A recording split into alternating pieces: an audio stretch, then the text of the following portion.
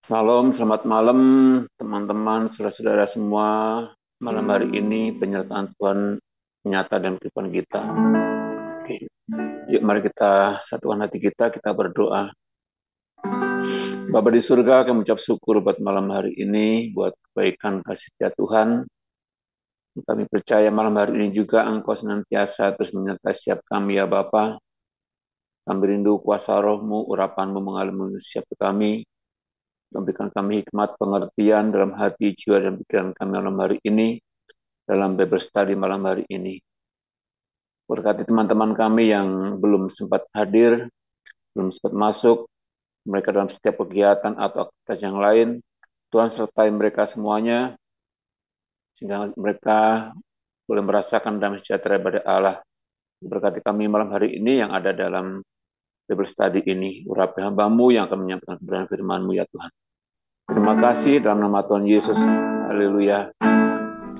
Saya akan mulai, saudara. Kita berdoa. Yesus, terpujilah nama Engkau, Engkau yang memberi kami pengharapan. Tuhan Yesus, hari ini kami ingin mengenal Engkau lagi, agar kami bertumbuh dalam iman, agar kami tidak jatuh dalam mengerjakan keselamatan kami. Karena Tuhan Yesus, hari ini pimpin mulut hati hamba, juga bukakan hati teman-teman agar firman ini dapat menjadi suatu harta yang kekal bagi teman-teman. Terpujilah nama Engkau, di dalam nama-Mu Tuhan Yesus kami berdoa. Amin. Saudara, ini adalah bagian kedua dari seri Apologetika.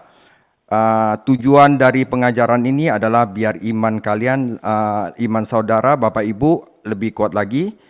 Iman Bapak Ibu dapat mengenal Tuhan Yesus lebih lagi dan lebih bisa bertahan dalam kesusahan dan penderitaan. Karena itu penting ini saudara. Jadi saya akan mulai. Hampir setiap orang pada satu waktu atau lainnya harus menghadapi pertanyaan, di manakah Tuhan ketika kita menderita? Saudara, perjumpaan kita dengan rasa sakit dan kesedihan bisa mengubah hubungan kita dengan Tuhan. Ketika pikiran Anda terguncang dan hati Anda sakit, sesuatu akan terjadi. Anda bisa jadi jatuh ke dalam pelukan Tuhan, atau Anda bisa jatuh darinya. Ini semua tergantung apakah Anda mengenal Tuhan. Jadi mengenal Tuhan itu penting sekali, saudara. Jadi jika Anda menganggap Tuhan hanya sebagai penguasa tertinggi alam semesta yang duduk di ruang singgasana yang mewah di surga, menjaga jarak aman dari penderitaan Anda, menolak untuk melakukan apapun, maka akan sulit untuk tidak bergabung dengan satu orang yang saya akan bahas ini, ada Ted Turner. Anda dapat berhenti mempercayai Tuhan sama sekali atau membencinya karena mengizinkan rasa sakit yang begitu dalam menimpa Anda dan bahkan orang yang Anda cintai.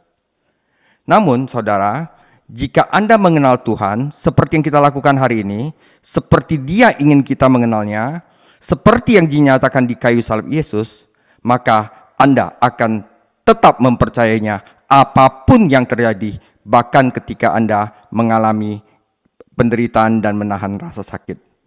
Anda tidak dapat melarikan diri dan bergumul dengan pertanyaan yang tidak dapat Anda jawab. Apapun yang mungkin benar tentang Tuhan, saudara, Tuhan itu tidak hanya duduk di ruang kontrol surgawi, tidak menyadari penderitaan Anda. Jika Anda mengenal Yesus Kristus di kayu salib, Anda tahu bahwa Allah sebenarnya sangat mengasihi Anda, bahwa Ia memahami penderitaan Anda, bahwa Ia tidak akan pernah membiarkan Anda pergi daripadanya. Saudara, sepanjang sejarah para ahli filsafat telah melihat kepedihan dan tragedi di dunia dan bertanya, apakah kalau secara logis mungkin ada bagi Tuhan untuk ada di dunia ini yang memiliki penderitaan yang begitu mengerikan? Beberapa berpendapat bahwa Tuhan yang sangat baik ingin mencegah penderitaan dan Tuhan yang Maha Kuasa akan mampu mencegahnya. Oleh karena itu, saudara, menurut argumen filosofis, jika Tuhan ada, penderitaan tidak akan ada. Tetapi penderitaan jelas ada, kata mereka. Apakah Tuhan ada? Nah, ini adalah masalah yang menarik dan menantang bagi para filsuf, dan saya telah melihat bagaimana para filsuf Kristen yang belajar agama Kristen, tapi mereka lebih ke filsafat, akhirnya sesat, saudara. Mereka telah menyarankan beberapa jawaban yang masuk akal untuk teka-teki intelektual ini. Beberapa jawaban mereka mungkin cukup meyakinkan secara logis, tetapi saya tidak akan membahasnya di sini. Mengapa tidak? Karena saya ingin berbicara kepada orang-orang yang benar-benar menderita. Bukan hanya karena mereka memperdebatkan penderitaan sebagai pertanyaan yang abstrak, saudara. Saya telah menemukan bahwa jawaban abstrak tentang teka-teki intelektual tidak terlalu membantu selama pengalaman penderitaan yang sebenarnya. Menjadi sarjana filsafat yang menganalisi masalah penderitaan adalah satu hal. Bagi seorang, namun berbeda dengan orang yang benar-benar telah experience, yang telah mengalami penderitaan. Logika sebenarnya bukan masalah saat Anda berhadapan langsung dengan penderitaan Anda. Ketika Anda mengalami masa-masa sulit, atau ketika seseorang yang Anda kasih terkenal Alzheimer, atau sekarat, atau kanker, atau dibunuh oleh seorang pengemudi yang mabuk, Anda tidak membutuhkan bukti logis bahwa Tuhan itu Anda.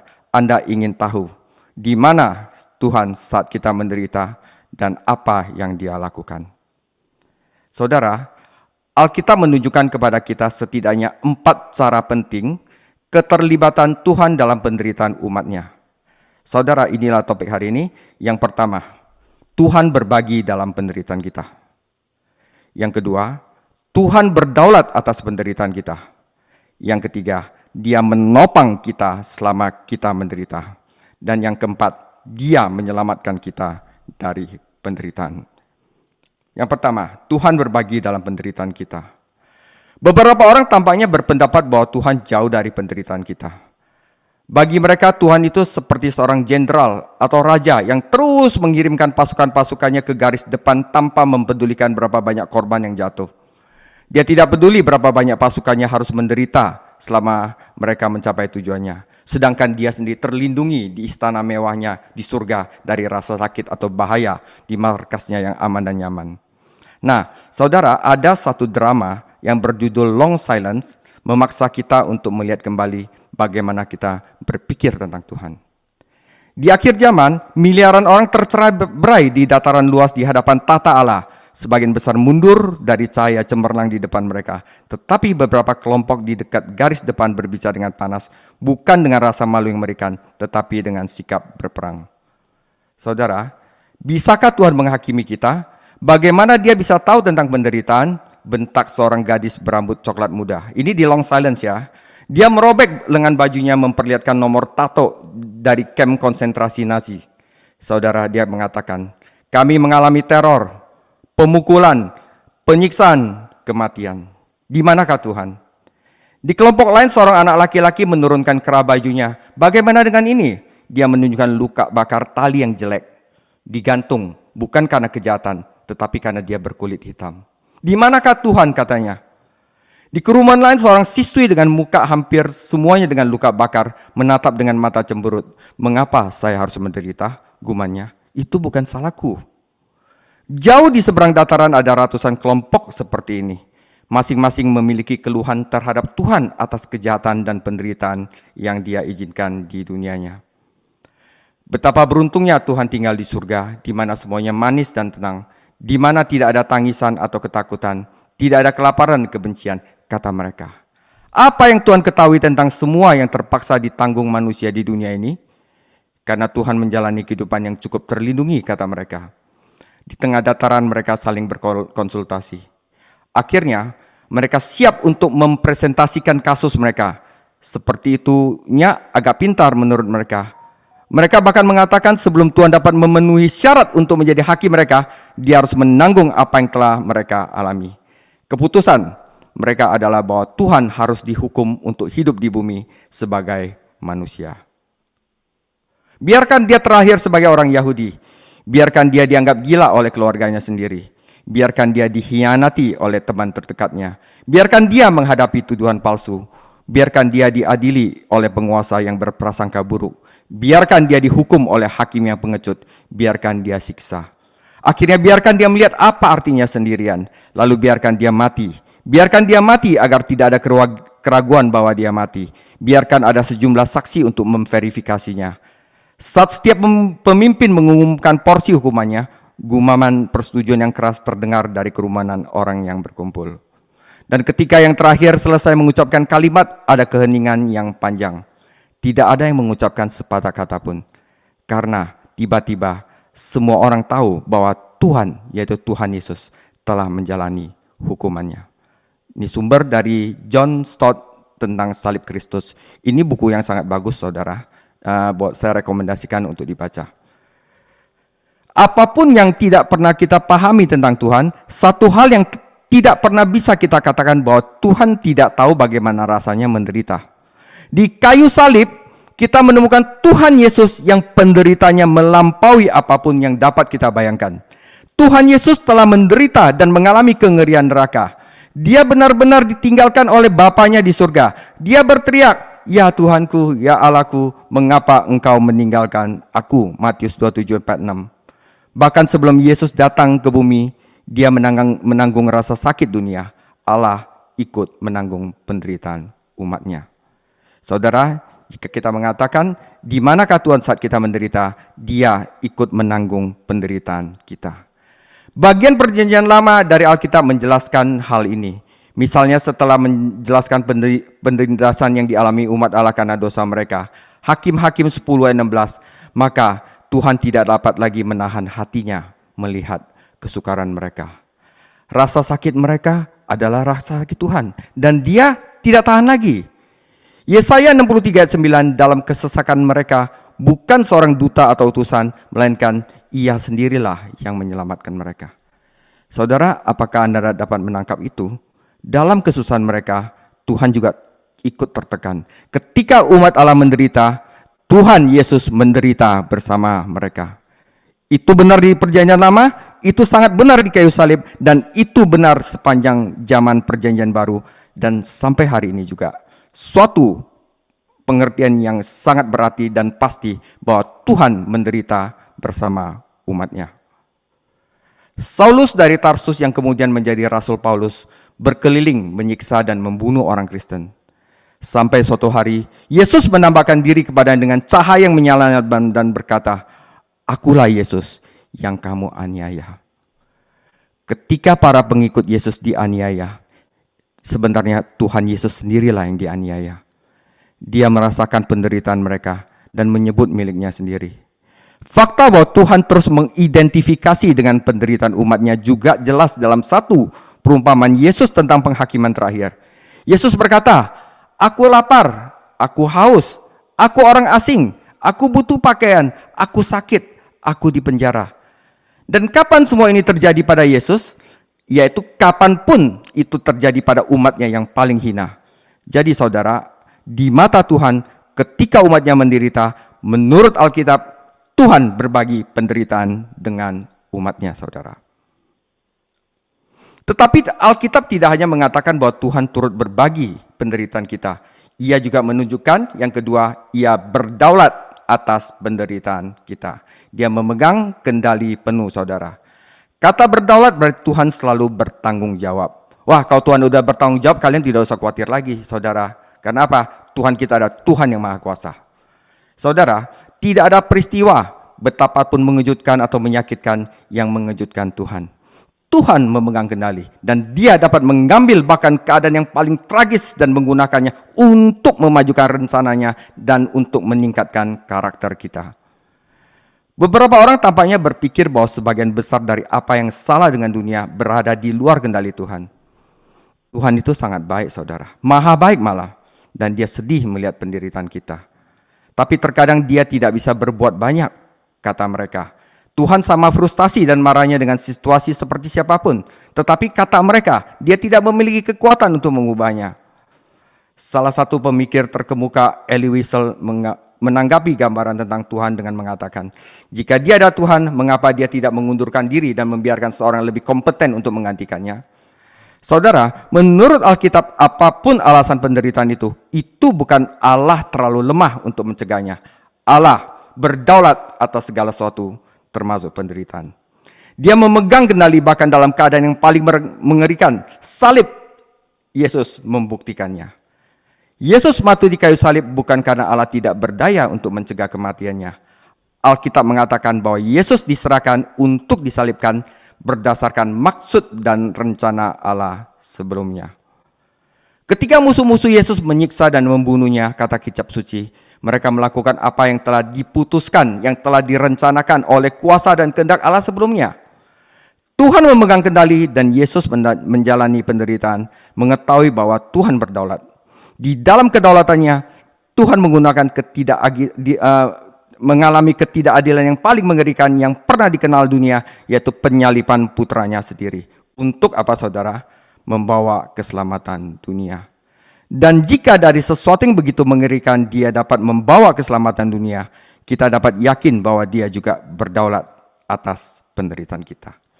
Di dalam terang salib kita dapat menggemakan kata-kata Roma 8 ayat 28 dengan kepastian yang lebih besar.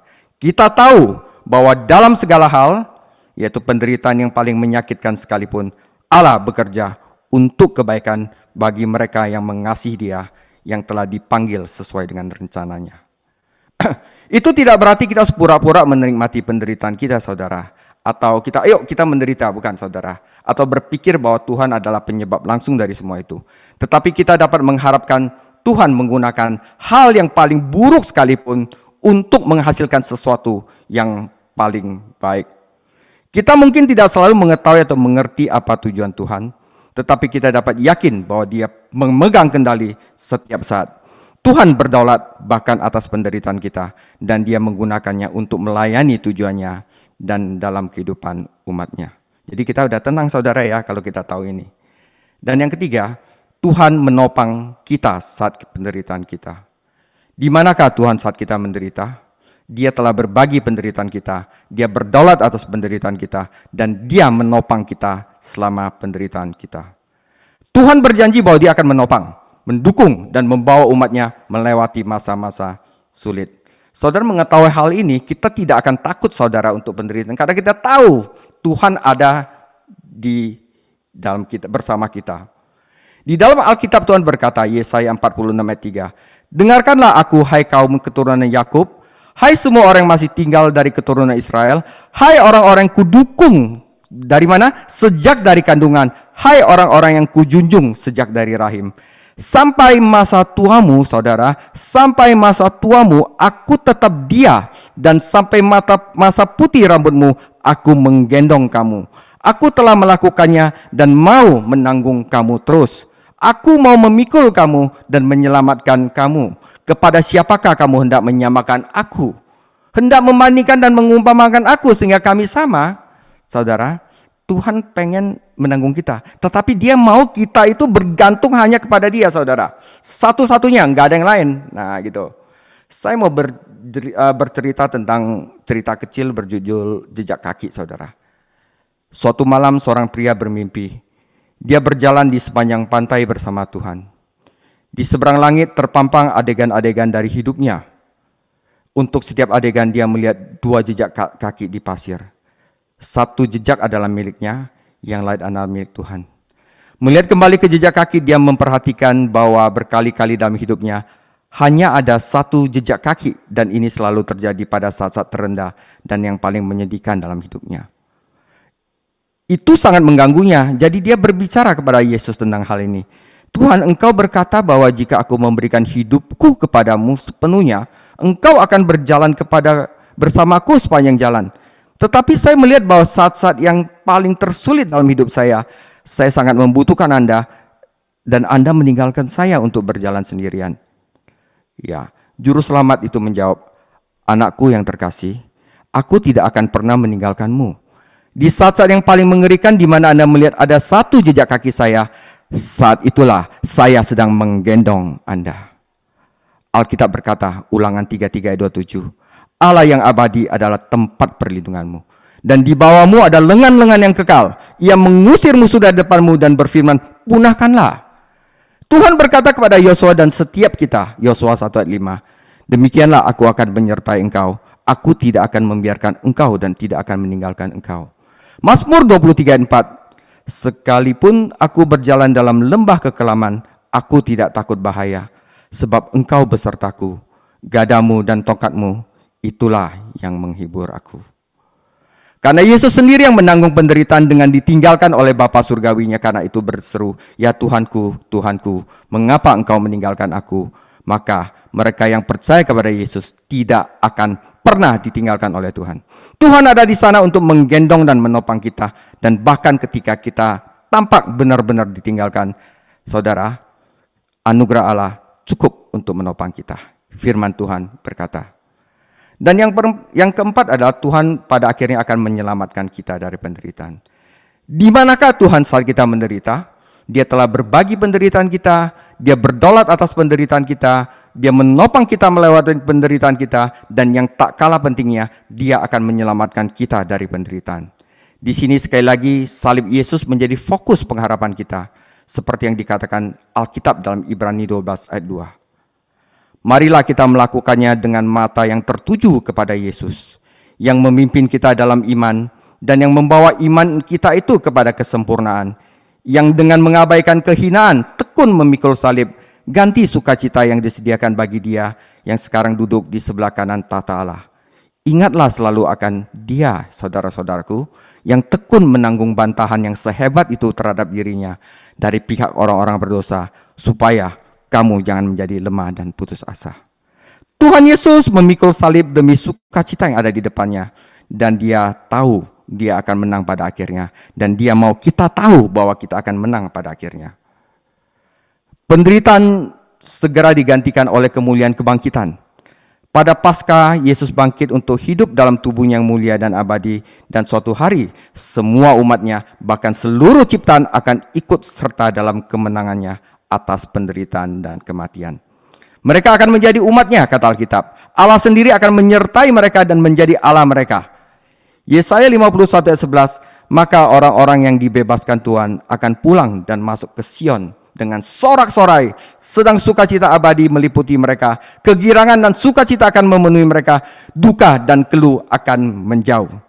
Ketika kita percaya keselamatan Yesus yang agung, ketika kita mengarahkan pikirannya kepadanya, dan pada sukacita hidup kekal, pertanyaan pertama yang menyakitkan itu, kita akan diliputi oleh keheranan.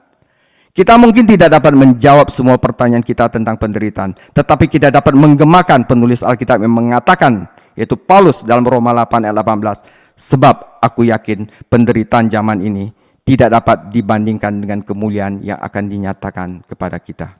Kita percaya kepada Tuhan Yesus yang menyelamatkan kita dari penderitaan, dan keselamatannya begitu besar dan mulia sehingga tidak ada penderitaan kita yang layak dibandingkan dengannya, saudara. Saudara, penutup, jadi di mana Tuhan ketika umatnya menderita? Saudara, yang pertama, Dia berbagi penderitaan kita. Yang kedua, Dia berdaulat atas penderitaan kita. Yang ketiga, Dia menopang selama kita menderita. Dan yang keempat, pada akhirnya Dia akan menyelamatkan kita dari penderitaan kita.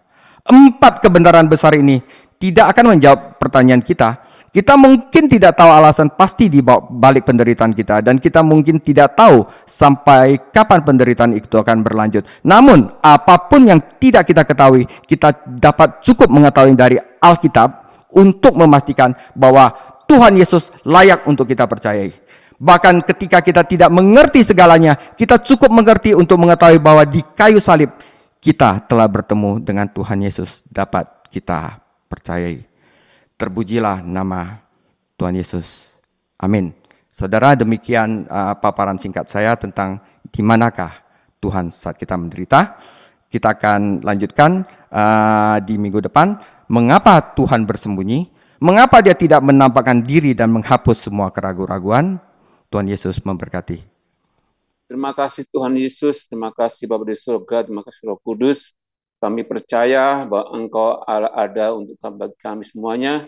Kami tahu bahwa Engkau turut bekerja dalam segala sesuatu untuk mendatangkan kebaikan bagi kami yang terpanggil sesuai dengan rencana Allah, sehingga hari-hari ini, selama kami masih ada di dunia ini, di bawah matahari ini, bahwa penderitaan bagi kami, biarlah kami menyadari betapa Engkau Allah yang berbagi penderitaan bagi kami, Engkau yang berdaulat, Engkau yang senantiasa menopang, dan Engkau yang akan menyelamatkan kami. Terima kasih Tuhan buat firman-Mu malam hari ini. Berkati hamba-Mu, Pastor David Chang, yang memberikan pengajaran buat kami. Kiranya urapan, hikmat, wahyu daripada Allah Roh Kudus senantiasa ditambah-tambahkan dalam kehidupannya. Juga berkati hamba-Mu ini dalam pekerjaannya, menjadi terang di dalam pekerjaannya Tuhan, sehingga membawa di dalam pekerjaannya Tuhan, jadikan dia berkat juga buat keluarganya sebagai kepala rumah tangga. Kami percaya Tuhan Kau mengurapi semuanya. Terima kasih Tuhan Yesus buat kelas kami malam hari ini, Bible Study. Berkati teman-teman kami, berikan kesehatan, kekuatan, hikmat, pengertian bagi kami semuanya. Juga berkati teman-teman kami yang tidak hadir, kiranya Engkau juga menyertai mereka semuanya. Terima kasih, kami mengakhiri Bible Study malam hari ini dan kami menerima berkat. Silakan Pak Min untuk berdoa. Rekan-rekan, Bapak, Ibu, Saudara, angkatan dua tanganmu depan Tuhan. Kekasih-kekasih Kristus, kita akhiri Bible Study kita malam hari ini. Terimalah berkat yang berlimpah-limpah daripada Allah Bapa kita di surga, anugerah yang sempurna di dalam anaknya Tuhan Yesus Kristus, dan persekutuan yang erat oleh Roh Kudus menyertaimu dari saat ini sampai Maranatha. Mari kita semua yang dikasihi dan diberkati oleh Tuhan Yesus Kristus, kita katakan, Amin.